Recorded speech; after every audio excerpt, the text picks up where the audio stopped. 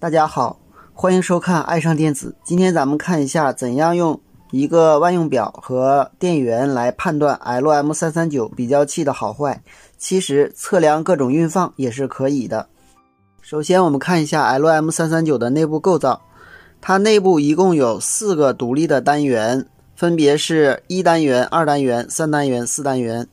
4角是1单元的反向输入端，5角是1单元的正向输入端，6角是2单元的反向输入端，7角是2单元的正向输入端，8角是3单元的反向输入端，9角是3单元的正向输入端，10角是4单元的反向输入端，11角是4单元的正向输入端。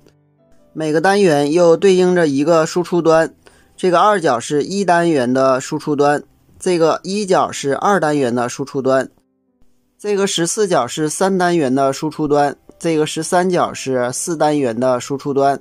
好，下面我们开始测量一下。由于 LM339 是比较器，所以我们要给它加上拉电阻，并且它的3角是供正电，它的12角是供负电。这样呢，首先我们给它的9角供一个正电，给它的8角供一个负电。这时我们测量它的输出端，也就是它的14角，我们看它的输出的电压是高电压还是低电压。好，我们黑标笔接电源的负极，然后红标笔接14角，我们看是高电位。因为它的9角是正向输入端，所以它输出的是高电位。那么我们把这个电阻给它翻过来，也就是说正端接到8角，这个负端接到9角，我们测试一下。好，电阻我调整过来了，我们测量这个14角，现在是 0.14 伏，输出低电位。我用的电阻呢是 3.3K 的。好，下面我们把电阻挪到10、11、13单元，也就是输入端给它供上低电位和高电位。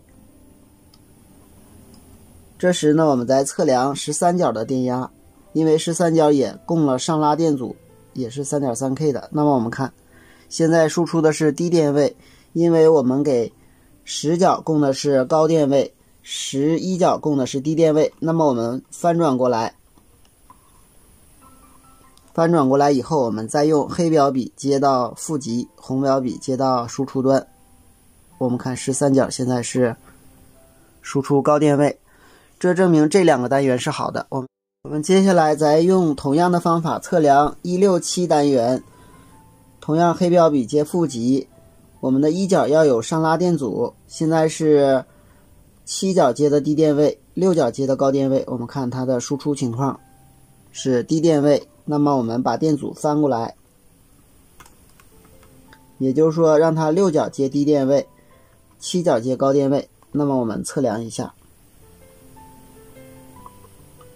同样输出是高电位。那么我们再测最后一个单元，最后一个单元呢是245单元。首先我们接的是它的5角接的是高电位，4角接的是低电位。那么同样我们黑标笔接 D， 然后红标笔接2角，我们量一下，现在输出的是高电位。